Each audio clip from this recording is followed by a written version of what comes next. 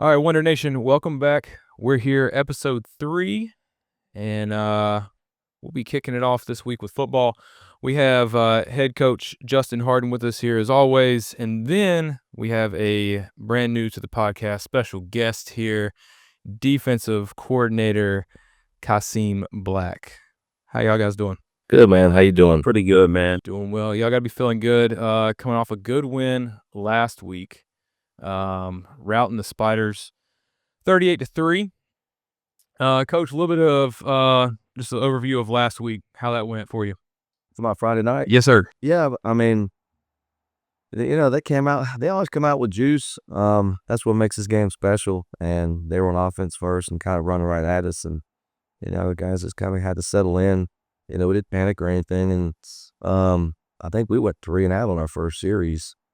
And then guys just, nerves in that game, big game. Then guys settled in, and then we just started playing football how we're capable of. And I was glad to see that on both sides of the ball. And so, and then I think the game changer early was the fumble recovery by 𝗣𝗏𝗪𝗀, I think. And then we get a stop, then we get the ball back, then we have a big run by AJ. And so, just big plays in that end of the first quarter, going a second quarter that really helped us out. And, defense was stingy all night. Guys were big hits, run to the football, what we're capable of. And so it was, good momentum going into the half for sure. And then, we kind of carried that momentum coming out of the second half with a big run from Lamar Greer. We kind of, I don't know what that put up, maybe 28 or 31 at that time. And you kind of feel Concord, which was different from them, just to kind of not be the Concord, kind of just relax a little bit. Yeah. So, and that was different to see. You talk about Greer. I thought downhill running was some of the best I'd seen in a very long time. Just straightforward. Just goes power forward. We used to get caught up a lot in our east to west, and we're running 20 yards to the sideline, then back across the field. This was hand the ball off, go straight downfield, power through. Good at breaking tackles downfield too. Just a hard runner. We'll talk about a little bit here, 11 in a row, but I think somebody kicked off the first of the 11 in a row here. You want to talk a little bit about your playing days here, 𝗪𝗏𝗂𝗪𝗏𝗀? I played here from 2012, 2015. Graduated in 2016. We won the bell in 2015. After losing it my freshman year, we lost it 3 years in a row. That was some of the most painful 3 years, especially because some of the breaks we had in those games where we could have pretty much won it. But then when we won it in 2015 against a really good Concord team, I think they ended up going to like the state quarterfinals or something like that. It was intense, man. We were on TV, played on Time Warner Cable, and it was just a great experience. It was packed out house. We got it back, made some plays at the end to seal the deal, and we won it, and then I came back, and then we still have it. So now it's just like, the pressure just keeping it every year because, you started something, you just want to keep it going. But my playing time, it was something simple. Played varsity 2 years, played defensive back, but see a year corner out there in the tough 𝗪𝗶𝗁𝗀𝗃 conference, all conference corner. And I just want to play small college after that, so nothing too crazy. After college, you took off a little bit of a career in coaching football. Yeah, I went to Avery University in Danvers, Virginia, and then after that, I was a GA for a year, and then I was the special teams coordinator, defensive back coach for 2 years after that, full time. And then college coaching is a lot, and I wanted, family time, get back closer to home, and I always wanted to be a teacher, so decided to make a different decision and come back home in Kannapolis and get my career started at the high school level. And Coach Hart gave me a great opportunity to actually call it for the first time, so I'm very appreciative for that. Absolutely, man. We're great to have you back here. With your experience, coaching special teams and being on the defense side of the ball, you're always looking for a shutout, last second field goal. Yeah, I mean, we got a thing going on where if we give up no points, then donuts get donuts. So like every time we're in a close game like that, the boys are on the sideline like, we gotta hold our donuts, we gotta hold our donuts. And then when they do the pass down there before the end and we missed time the interception and we gave up the catch, everybody on the sideline kind of was just like, we gotta hold on for the donuts, we gotta hold on for the donuts, like we gotta block the kick for the donuts. So it's just it's bittersweet. But at the same time, we got the win, so it don't matter. The win is all that matters. Absolutely. Coach, I'm back to you. Attendance was, I think, just over 3,000 last week, which I think had been a jump from previous home games and had been a jump from away games as well. More people in the stands. Just talk a little bit about the fan base being there Friday night and a little bit of just different faces from the community that sometimes aren't always there, but were there last week. Yeah, I mean, I'm glad they're there for the Concord game, but I want to make that a regular thing. Like every team is different, from a first year to this year, and I think we're a different team than the previous two, and so I want our community to come out and support our football team. That's what this community is about, in my opinion. And it's exciting to watch these guys. I mean, hopefully that I've had a lot of good feedback from people in the community about watching our guys, and there's some excitement. And the expectation is to pack it out every Friday night, whether it be a JV home game or a varsity home game to, support our football team. And because football's important here, and that's why we work as hard as we do to, provide a good product on the field for the community. And so, and it goes back to the experience like we talked about last week. Like when the stands are packed in Memorial Stadium, it's a great experience for our community and for our school and for our football team. Previous to taking the field last week, you had a legend kind of step foot into the locker room. Tell us a little bit about how that went. Yeah, I mean, I think Mo and I, we talked last Thursday. He said, I'm coming into town, and I said, awesome. I said, man, you want to talk to the kids? He said, I'd love to. And so, I've known Mo since I've been 7 years old, and so he's like a big brother to me. And, I know the passion. His mom still lives here in Kannapolis. He is a Kannapolis person through and through, and he's a competitor and he's a coach, and that's never going to go away. And, this place is really, really important to him. And, I want people like Mo to come back that still, like a Nick Maddox, like Nick checks in all the time, and Nick wants to come back and because this is still home for him. And, like Mo and those guys that, bleed green and white, you want to bring them back and because I want our kids to know how important the tradition is at A.L. Brown, and who I grew up wanting to be like, and I want our kids to know the history and the great players that have played in this program, and that they're always checking on us, and just because they might not be around, like they're going to look on Friday nights and see how the Wonders did. And so it's just special, man. And I was really appreciative. Mo did a great job, and that was a special moment for the game.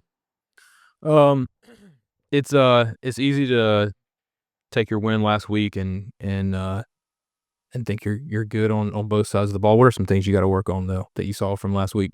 Just being consistent and executing. Offensively, we're not a team that, pre-snap penalties, holding penalties, pre-snap penalties. We're just not an explosive enough offense to where we can have penalties and not be consistent.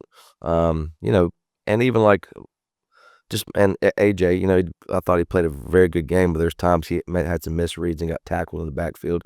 It's still just young mistakes. I mean, and if you're going to make a run in conference and playoffs, like we got to clean those things up.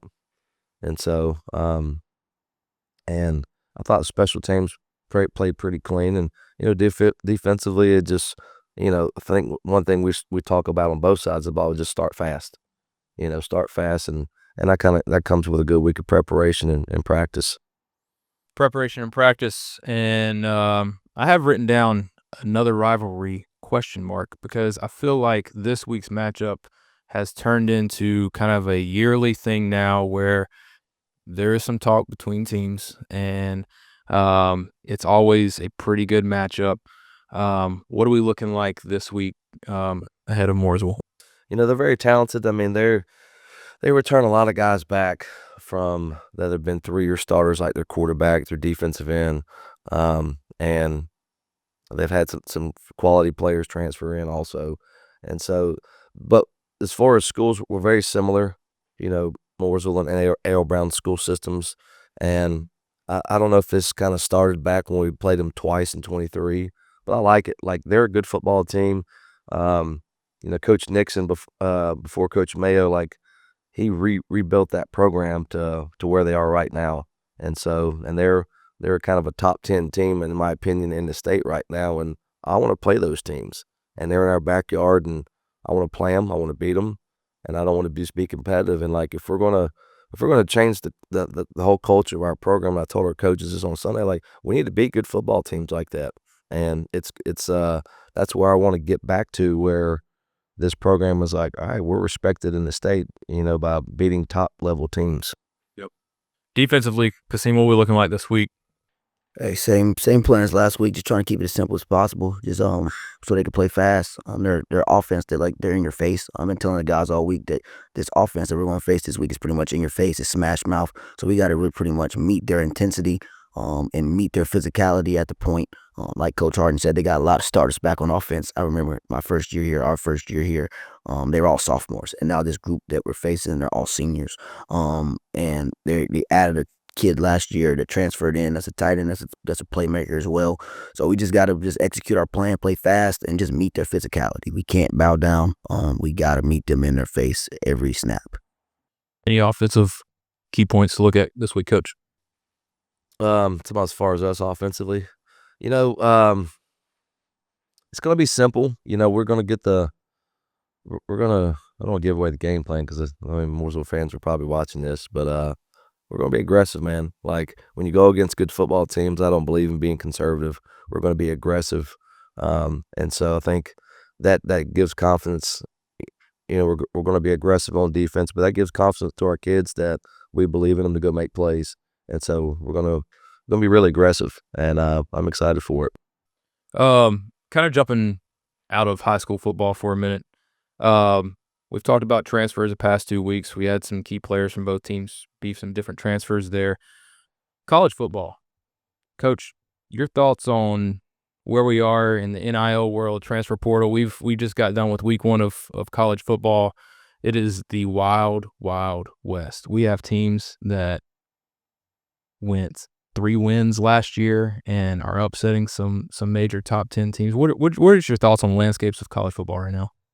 Like I said, it is the wild, wild west. In the springtime, a lot of college coaches come through here, and that's the first thing they talk about is the transfer portal. They're on the road recruiting, but they're also recruiting their own current players to stay as they're recruiting other players, and then they have the transfer portal that's open, and it's wild because it opens up twice in the spring, and so you can one of their players can go through spring ball and then enter the portal right afterwards.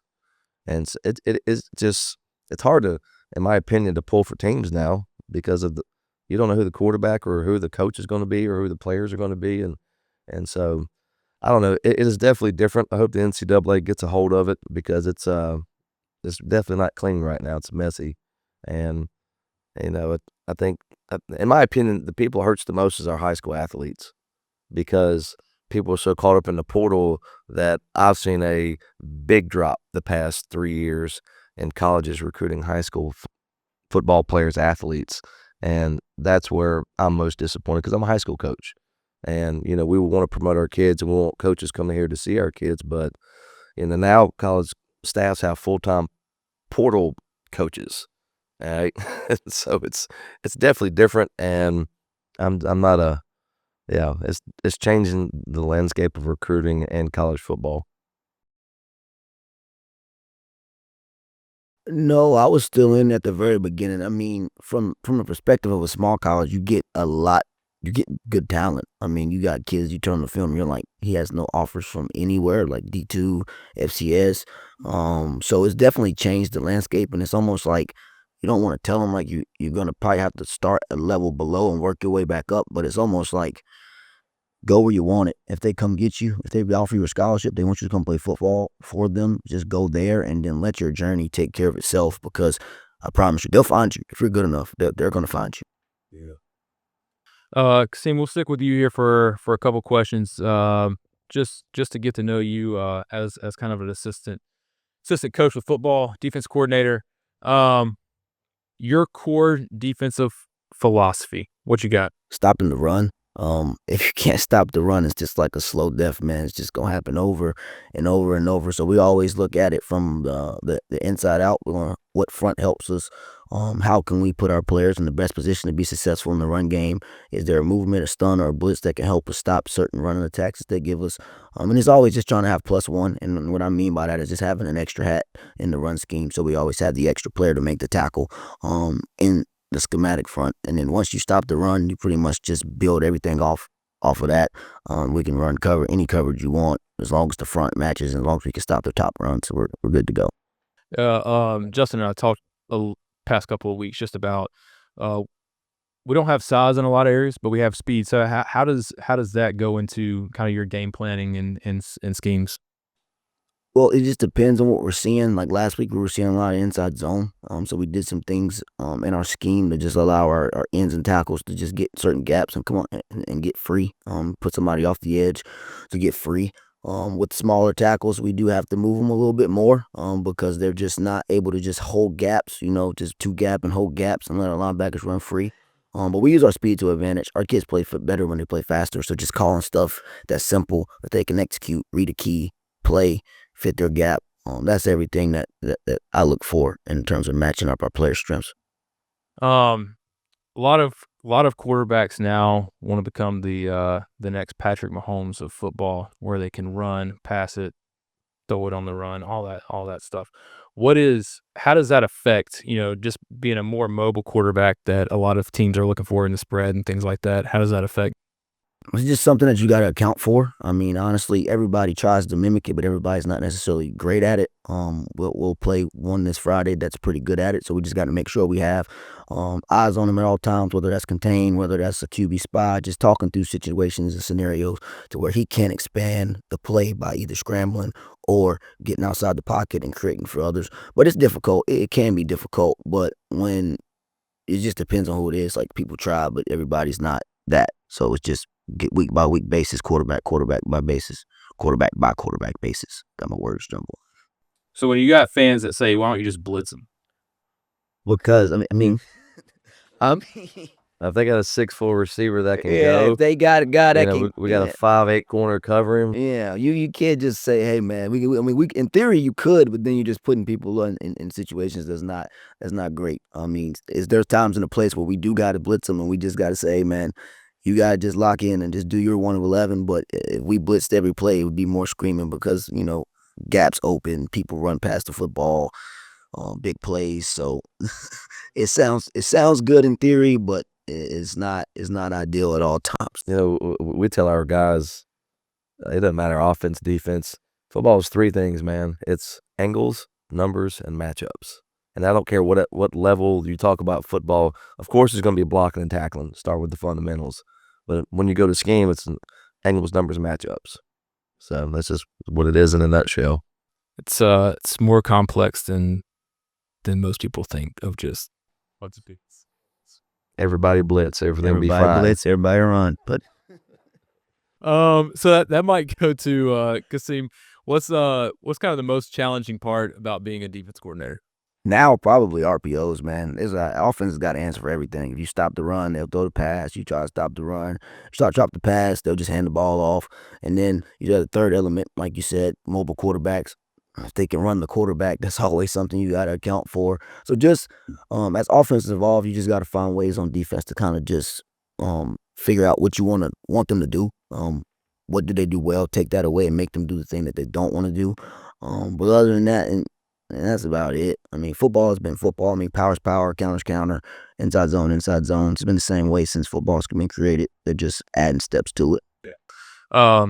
You don't have to say nice things because he's sitting here, but just relationship with head coach and offensive coordinator, how does that have to evolve from your standpoint of view? He's both. I mean, it's been evolving since I've been here. When I got here, I was a 4-2 guy. He's a 4-3 guy at heart. Just kind of just buying into his system and buying into what he wants to do, and then kind of just making it my own. And just understanding how he sees football. I think that's the biggest thing. It doesn't really matter how we see football as opposites. We got to figure out the best way of seeing football together. And that's pretty much been our relationship since the beginning. Just figuring out what he wants. And I know there's certain things when we're talking about it in the meetings on Sundays that it sounds good in theory, but you got to ask yourself, does it match up to what we want to be football-wise? And if it doesn't, you just throw it in the trash can and you just find the answer that works for the both of us, because at the end of the day, it's a team thing. It's not a me thing. And that's how I'll always be, no matter the situation. Yeah. That might go to also beyond wins and losses, measuring success on the defensive side of the ball. Are we getting better? Are we getting better in certain spots? Are we growing? Are we developing? How are we looking on Thursdays? Are we developing on Thursdays? Are we preparing ourselves to compete? I mean, honestly, you want to play perfect. You want to win every game. You don't compete to lose. But in losses, we got to find things. All right, we're getting better here. We're doing this better. This is where we got to build on. These are the guys that we need to build on, and just harp on that. Also harping on things that we need to fix and where we need to get better.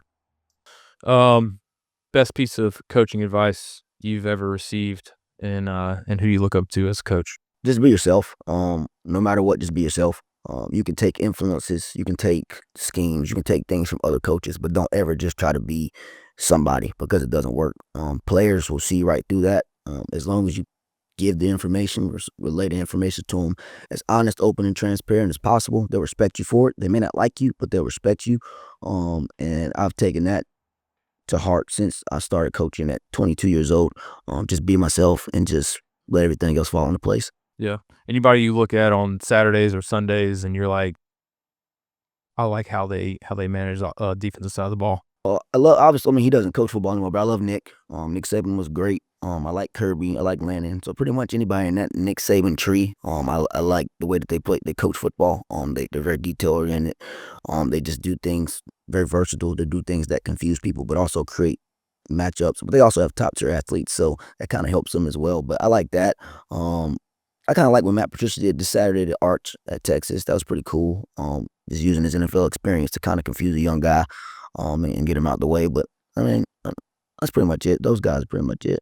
Oh, Fran Brown too. Fran Brown, he's pretty solid as well. I appreciate both of you guys joining us this week, and good luck Friday against Mooresville. All right, thank you, man. Thank you. This podcast is brought to you by Cardiacs. Whether you want to rep your favorite sports team, collect your favorite card sets, or chase those elusive autograph pieces, Cardiacs has something for everyone. Located right across from Atrium Health Ballpark in downtown Kannapolis, Cardiac Sports and Memorabilia is for the card maniac in you. Wonder fans, welcome back. We are here with the head cross-country coach, no other than my own brother, Nicholas Buckwell. Government. Oh, man. How you doing, bud? Good. Just a little tired. Been a long week and a long week still to come, but feeling good and feeling really cool, man. This is cool that you're able to do this, and we're here together and carrying on our family's legacy of Kannapolis things, and got Grandpa in the background out there watching us there, and I think it's just really cool, man. Like, it's cool if it was me doing this with someone else, but it's my brother, so it's even cooler. So yeah, I think this is gonna be a fun one, man. I think this is going to be a fun one. Maybe some bloopers, some cutouts. Probably. We'll see. I think we've already gotten that far. So catch us up a little bit. We're in season, week 3 for sports, but I don't know how long y'all have been running for it. Forever. You never stop running. Give us a little catch up on where we are in the season so far. Yeah, most of our kids took a 2-week break back in May, and the Monday after graduation started right back up into summer training. So we got in 12 to 13 good weeks of summer training, and then kicked off the season with Wonder Relays here back on your birthday, August 7th, back a couple weeks ago. Then we went to Watauga High School for a 2-mile race, where we did well. went to the Valentine Invitational 2 Saturdays ago. Did even better there, and now we're coming off of a freshman sophomore boys win last night at Northwest Carnival, and headed to a very anticipated Friday Night Lights this Friday up at Kernersville. Awesome. Kind of is your success coming from the younger runners right now? Your just overall runners, older runners. Kind of where's your speed at right now? It's all over. Last night, 𝗪𝗵𝗶𝘁𝗀𝗀 won the freshman sophomore race by almost 20 seconds. But to back that up, we had 4 or 5 other guys there in the sophomore freshman race that helped us out there. And then, from our girls' side, Jocelyn Salazar came in a solid top 8 for us yesterday. And she's a senior. So on the boys' side, we got our top 2 guys. One's a junior, one's a freshman. The rest of the varsity boys made up of 1 senior, a couple of juniors, and some sophomores. On the girls' side, it's a senior girl, 2 juniors, and a couple sophomores and a freshman. So we're top to bottom, which is really nice because you never want to be too top heavy in one class, and so it's good to have that experience laid throughout the program. How many runners do you have right now? We are sitting at 56 or 57, I think. That's incredible. We the first week of school, I hit the cafeteria pretty hard to get some more kids out there, because you never know. Who's going to be good or what. So we just get as many folks out there as possible. And we don't do cuts unless, you act out inappropriately in school or practice. And, we take all we can get, man, because you just never know who's going to break out and perform. That's awesome. Being in the 50s on a cross-country team is incredible. How do you think you built it to that level? What's intriguing, because to me, I don't wake up every day wanting to go run, and I'm sure that a lot of these kids at some point never thought they were going to wake up and want to go run, but they obviously at some point now something changed where they're motivated to do this. What do you think that is, and how did you get to that point? I think just the connections and relationships our coaches and staff and our current running community builds with these kids. And we're really heavy on saying we get to practice today. We don't have to practice today. Like, I don't have to. I get the ability, the chance, the opportunity to go practice today. And when you go to practice today, it's with your friends. It's with people you're going to laugh with and sweat with and do cartwheels during plyos with. And making one of the most boring and daunting sports enjoyable. Whether it's frolicking around, doing skips and jump ropes and hula hoops, or sharks and minnows or whatever, like making running fun while it's still really intense, but you don't feel the intensity because you're having so much fun with your friends and that kind of thing. And that's really helped us grow our numbers. So does that fall into what you would consider kind of being the most challenging part of being a cross-country coach that most people don't realize is how to get them out there to do that, or is it something else that you find to be the most challenging part of being a cross-country coach? I think getting them out there and having them fall in love with running is pretty easy, because we have that down pat pretty good. Like setting it up to where they're like, yeah, I get to go to practice today, I get to do this, this, and this. I think probably the more challenging part is structuring that practice, right? And so I took this from a couple college coaches where I send out individualized plans. So all close to 60 of my kids know exactly what they're going to do each day of the week, but it's different, right? So I'm not going to go say, okay, all 60 of you are going to go run 3 miles, because that's not the appropriate stress for that day for that student athlete. And so sitting down on Sunday and having a rough plan, but also having to change that plan throughout the week. So maybe like this week, we've had a lot of sickness. So it's okay, so-and-so has this. We got to load back on the mileage, but maybe we can keep the intensity, or lay back on the intensity and increase the mileage. And trying to have that individualistic attribute of the workout for each kid every day of the week is super challenging, because you're just trying to manage every single aspect of every kid and making sure they're getting the correct stimulus for that day. Creating 60 individual plans sounds very daunting within itself. Come over Sunday and you can help me out with those. How do you stay motivated to do that? Because the kids match the energy, man. If the kids didn't match the energy, I'd be out in a heartbeat. But like, they come to practice, they want to be there. They want to know the workout. They're excited about it. They're asking questions, and then they execute it very well. If they were lethargic and lackadaisical and just didn't give a hoot about it, I wouldn't give a hoot about it. And so thankfully, we got a lot of good leaders by example on this team who match my energy or match my put in, and they put in. And so we're all taken out together. Really good things. And so that, when I'm sitting there writing them for an hour and a half, I'm like, it can be daunting. But then you think about, okay, well, so-and-so is going to be super excited about this workout because this person knows what this stimulus does for them 4 days before a race. So they're going to be pumped. Oh my gosh, I got repeat twos and we're going to be flying today. I can be flying on Saturday. And so having that reciprocated energy really helps. So planning out what I would consider, your physical part of running cross country, how do you deal with building the mental and emotional part of athletes? Man, that's probably the toughest part, or at least one of them. I think for all of us, right? Like, whether you're a teacher or a coach, like, you're not just a teacher or a coach. You're a support system. You're a counselor. You're trying to deal with all these things of 14 to 18-year-olds, which is a lot. And so from the very beginning, we tell our kids, look, man, we're not expecting perfection. Your 100% is going to look different each and every day, but we ask you to give 100% of what you have that day with whatever we're doing. I think our coaching staff is really kind and honest. And sometimes honesty doesn't come off as kindness, but we preface this with like, look, guys, if you mess up, we're going to tell you. We're going to be honest. We're going to say, hey, it's a good job when it wasn't a good job.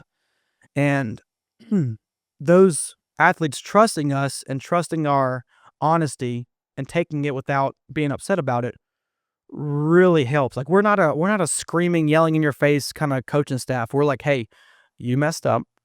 Here's what you did wrong. Here's how you can fix this.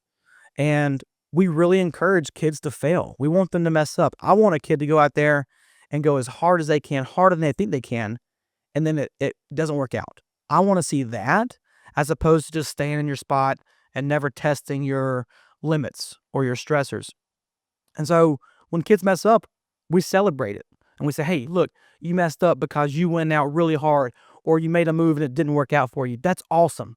Next time, here's how we can do this differently. And so I think having that environment of like, failure isn't negative. Failure means you're growing and you're trying to explore and experiment, really helps our kids mentally be okay with doing hard things well. So that plays into your coaching philosophy. And I've been on one of maybe too many car rides with you, listening to running podcasts, which makes me just stare into the abyss. What's a coaching philosophy that you've picked up, or a training technique that you've picked up that you've adopted kind of into your own program that's kind of like, this is like a top 3 thing that I have to do every year or every week or every race, or like, this is just what we're doing? What is that one thing? This is super simple. It's make your hard days hard and your easy days easy. You want to make sure that on your hard days, you're given, the hardest workout of that week, and the easy days are the easiest days of that week. And there's no mixture. You don't want to take your easy days too hard. You don't take your hard days too easy. So keeping that separation of hard intensity and easy intensity is super important in the kids growing from the stressors we put on them, and staying healthy throughout the season. And playing into the best advice doesn't have to be running specific. Kind of best advice you've received from a fellow coach that you've talked with, or a coach that you played under at any time. I'm gonna throw this back to 2007, Coach Brian Landis. Hopefully you're watching this. But no, Coach Landis was my coach back in high school, and he's been a great mentor for me the past 5 or 6 years. I've been back in Kannapolis doing cross country, and he reminded me, and it reminds me every time we talk, he's like, hey man, look, keep the culture the main thing. Keep the culture the main thing, and trust what you're doing with the kids. Like, trust your coaching. And I think that's hard to do as a young coach. Like, you're hearing all these things, you're seeing successful programs doing this and that. And he's like, look, man, you write your plans and you trust them. If you got to change them because of a certain kid or certain different stimulus, you do that. But you've got to trust what you do. And that's been huge for me, because lots of folks starting out don't have that self-confidence in what they're doing. And so having a good mentor like Brian Landis has been phenomenal for me to be a good coach for our kids. Justin Hardin was in here earlier, and he saw culture written down under your name, and he said, dude, that is the guy to talk about culture. He loves it. And any successful coach I've ever been around, had the pleasure to talk with, it's always been about culture. And that is, any successful head coach of anything, they're good at culture. If they're not good at culture, they're not coaching for very long. And you may not have the X's and O's. You may not have the best raw athletic talent out there, but you can win and be very successful with just kids that buy in to what you're selling them as a program and building that culture. And so how are you reaching outside of the high school ranks, like down to the middle school? Because you've got a lot of younger kids on the team. A lot of runners that have only been running for 2 years, maybe 2 months, maybe 2 weeks. Maybe they don't know it, and they're watching this, and they don't know they're about to start running, but they're going to start running next week. How do you reach those kids? First, I think social media plays a huge role in this, because those kids, middle school kids, some of them have it. That helps it see it, or at least their parents see it. I think getting that parent involvement, and the parents be like, oh my gosh, I want my kid to be a part of that culture, that team, that environment. And then those parents go back home and say, hey, so-and-so, we saw this about cross country. So when they hear cross country at school, okay, let's go sign up for this. But also having good folks in place. Like, we had Coach 𝗪𝗵𝗶𝘁𝗧 at the middle school for a long time. And he did awesome at his job. And that's to get kids to fall in love with running and progress them safely and well to the high school. And having that involvement in middle school has been awesome. Last year we started with a one school in the elementary level, Jackson Park. They hopped on our elementary running club. And so I'm hoping that we get that they're interested again this year, but hopefully get more elementary schools. And the 4 or 5 years from now, we have all elementary schools involved, and they come here and have a championship, and they just get them out and moving. Because for our culture to be sustained and to even grow, and our success to grow, we got to have those kids loving running for as long as possible. That's how we get better at the high school level. That's how our culture is sustained and grows. Along with culture and growing athletes, do you have an athlete that you have a story about? Just again, you've got runners that have never ran a day in their life, and by the time they graduate, they might be one of your top runners. Any story there of how you got them from point A to point B? Yeah, I'm gonna try not to get crazy here, choked up, but we got a junior student athlete right now, 𝗪𝗵𝗶𝘁𝗲. She joined her freshman year, but like 3 or 4 weeks into the school year. No, longer than that. It was deeper into her freshman year of the school year. And she came out with some friends, just coming out running. But then she fell in love with it. And she was not very fast. Like, she knows that. She wasn't fast. But she made it onto our regional team her freshman year as like one of the 6th or 7th runners out there on our team. And then did some track for us, and then she really fell in love with it. And she's so bought into the program. She's so bought into the community and the culture of what we do. She's a great leader by example, so much so that she was named captain this summer. And she right now she has the fastest 5K on our team, the fastest 2 mile on our team, the fastest mile on our team. So right now she's the leader by voice, by action, and by speed on our team for someone who came in here not knowing what the heck they were doing, not knowing, what Saucony shoes are, whatever. And now she's being talked to by a couple of colleges about coming to see them and being recruited by them. And it's like, this is what it's all about, because she would be a first generation college athlete or college student should she follow that college path. And it's just like, that's what you want. That's what you're here for. That's what you're trying to get these kids to do and be able to have options. So it's been really cool. That's really cool seeing them be able to have the opportunity to reach that ultimate goal. For those that might be watching, listening, young runners and mistakes, what are kind of the top 3 things that from week 1 of them starting a run that if you could correct immediately and that you do correct immediately, what are some of those things that they could be working on now? Don't try to push your training too far too quickly. Keep it slow. It might seem boring, but you do not need to go out there and just go run 10 miles immediately. Like, we got a lot of young kids with a lot of great talent that we're having to hold back in mileage or speed or, fartleks or whatever it is. Like, we're trying to hold them back because they're so eager to go, but we need to make sure their bodies are recovering appropriately so that they're not going to hurt themselves here in the future. And, get a good pair of running shoes out there. If you need running shoes, holler at me. We'll get you lined up or appropriate shoes.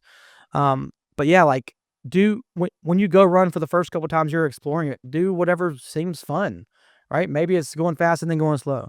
Maybe it's whatever it is. Like, have fun running. Like, don't do it and be like miserable with it. If you're starting out, do what feels like fun and enjoy the run there.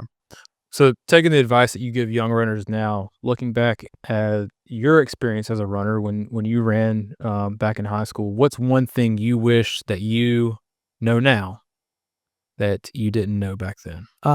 Man, consistency is key. Had a decent junior year. Shout out to those boys that went 5th in the state that year with us. That was cool.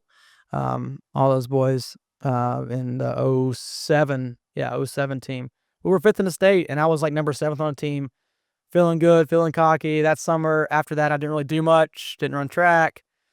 Wasn't consistent in my mileage. Sorry, Coach Landis. And I showed up senior year, and it was worse my senior year than it was junior year.